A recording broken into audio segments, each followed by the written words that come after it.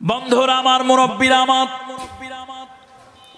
এই দুনিয়ার মানুষ মানুষের কল্যাণের জন্য বিভিন্ন সময় বিভিন্ন ধরনের আন্দোলনের ধারা প্রকাশ করে।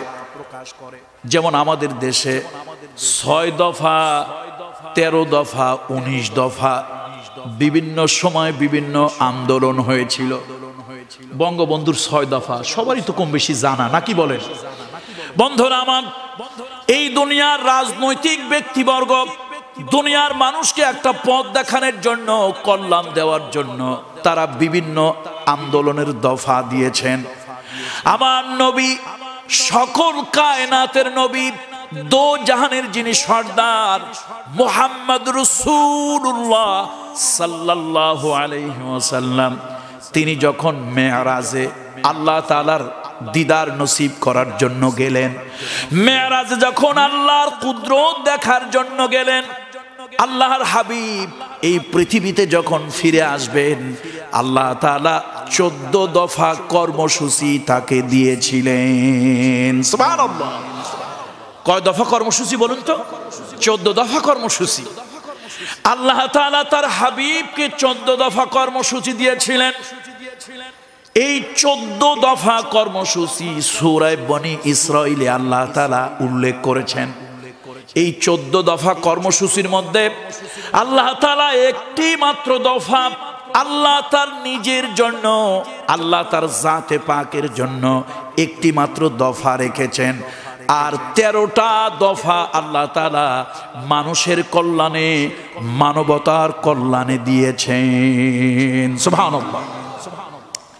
সরকারের কিরামান কাতিবিন যারা আছেন, DB, SB, DGFI, NSI, intelligence branch অথবা গোয়েন্দা যদি থাকেন, আল্লাহর হস্তে আমার কথাটা একটু নোট করে রাখুন প্লিজ। আমরা এই কোরআন থেকে ভয় পাই। কোরআন যদি কোনো জাতির কনস্টিটিউশন হয়, আমরা ভয় পাই। সংখ্যালঘুদের উপরে কোনো অত্যাচার হয় কিনা, সংখ্যালঘুদের অধিকার ক্ষুণ্ণ হয় কিনা, আল্লাহর কসম এগুলি আমরা জানি না বলে আমরা কোরআনের সাথে জুলম করি। কোরআন দিয়ে যদি কোনো রাষ্ট্র পরিচালিত হয়, কোরআন যদি কোনো জাতির জন্য সংবিধান হয়, তাহলে ডিমের মধ্যে কুসুম যেরকম নিরাপদ, পানিতে মাছ যেরকম নিরাপদ, মুসলমানের রাষ্ট্রে, মুসলমানের কাছে, মুসলমানের কোরআনের সংবিধানে অমুসলিমেরা এর থেকেও 1000 গুণ বেশি নিরাপদ। কোরআন শরীফ শুধু পরকালের কথা, নামাজ রোজার কথা বলেনি, মানবতার কথা বলেছে, মনুষ্যত্বের কথা বলেছে। আজকে যে 14 দফা কর্মসূচি দেখেন, আল্লাহ তাআলার কি সুন্নত! আল্লাহু আকবার। এই যে মেরাজ থেকে রাসূলুল্লাহ সাল্লাল্লাহু আলাইহি ওয়াসাল্লাম আল্লাহর পক্ষ থেকে 14 দফা কর্মসূচি নিয়ে আসলেন, একটি মাত্র দফা আল্লাহ তাআলা নিজের জন্য রেখেছেন, হকুল্লাহ। আর বাকি 13টা দফা আল্লাহ তাআলা দিয়ে দিলেন হকুল ইবাদ, মানুষের হক। আত্মপীড়িত মানুষ, ক্ষুধার্ত বুভুক্ষ মানুষ, তারপরে শোষিত বঞ্চিত মানুষ, তাদের অধিকারের কথা আল্লাহ তাআলা বললেন। আজকে আমি সেখান থেকে তেলাওয়াত করেছি। আল্লাহর হকের পরে আল্লাহ তাআলা সর্বপ্রথম যাদের হক আল্লাহ উল্লেখ করলেন, তেনারা হলেন মা আর বাপ। একটু সুবহানাল্লাহ বলবেন না? আল্লাহু আকবার, আল্লাহু আকবার। সুতরাং সে মা বাপের খিদমত, মা বাপের হক, এটা নিয়ে আজকে আমাদের মূল কথা। এটা হলো মেরাজের 14 দফা কর্মসূচির দ্বিতীয় দফা। কত দফা বলুন তো? দ্বিতীয় দফা। প্রথম দফা হলো আল্লাহর হক। প্রথম দফা হলো আল্লাহ তাআলা বলেন, ওয়াকাযা রাব্বুকা আল্লা তা'বুদু ইল্লা ইয়্যাহু।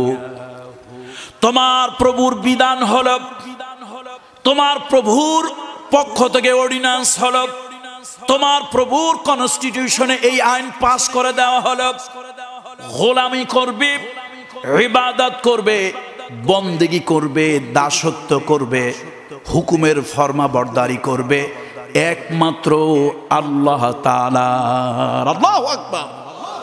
গোলামি হবে একমাত্র কার? কারো আল্লাহ ছাড়া আর কারো গোলামি চলবে না। কোন পীরের গোলামি, পরীর গোলামি, দরগার গোলামি, দুর্গার গোলামি। আমার হিন্দু ভাইরা তার ধর্মীয় বিশ্বাস অনুযায়ী হাজারবার দুর্গার গোলামি করতে পারে, আমি তার ধর্মীয় অনুভূতিতে আঘাত দেব না। কিন্তু মুসলমান কোন দরগা আর কোন দুর্গার গোলামি করবে না, ইবাদত করবে না। ইবাদত করবে একমাত্র শাহানশাহ রাজাদিরাজ আল্লাহ জাল্লা শানুহু। আল্লাহ ছাড়ার কারো গোলামি চলবে না, করাই যাবে না। কারো সামনে মাথা নত করা যাবে না, কারো হুকুমের তাবেদারি করা যাবে না। বন্ধুরা আমার, কামরুল ইসলাম সাঈদ এই কথাটাই জাতির সামনে তুলে ধরতে চায়। আর আপনারা ভয় পান আমাদেরকে, আমরা আদর্শের কথা বলি, আদর্শের কথা বলি। সে আদর্শ আল্লাহ, সে আদর্শ কোরআনের। আপনাদের সাথে আমাদের পার্থক্য হলো, আপনারা সুযোগ সুবিধা দেখলে আদর্শ বিক্রি করেন, আপনারা প্যাভিলিয়ন চেঞ্জ করেন, এই প্যাভিলিয়ন থেকে ওই প্যাভিলিয়নে যান, এই দল ছেড়ে ওই দলে যান, এই আদর্শ ছেড়ে ওই আদর্শ যান। আপনাদের সাথে আমাদের পার্থক্য হলো, আমরা কোরআনের আদর্শ, সুন্নাহর আদর্শ, পরকাল ভিত্তিক আদর্শ, আখিরাত ভিত্তিক আদর্শ, এই চিন্তা চেতনা লালন করি।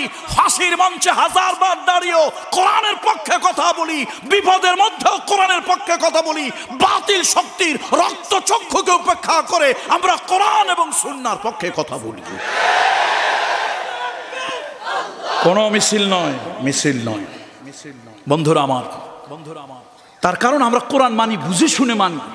আমার কোরআনে শুধু কোনো জাতি ধর্মী গোষ্ঠীর কথা বলেনি, আমার কোরআন মানব মণ্ডলীর কথা বলেছে, মানুষকে অন্ধকার থেকে আলোর দিকে টেনে আনার কথা বলেছে। যা হোক।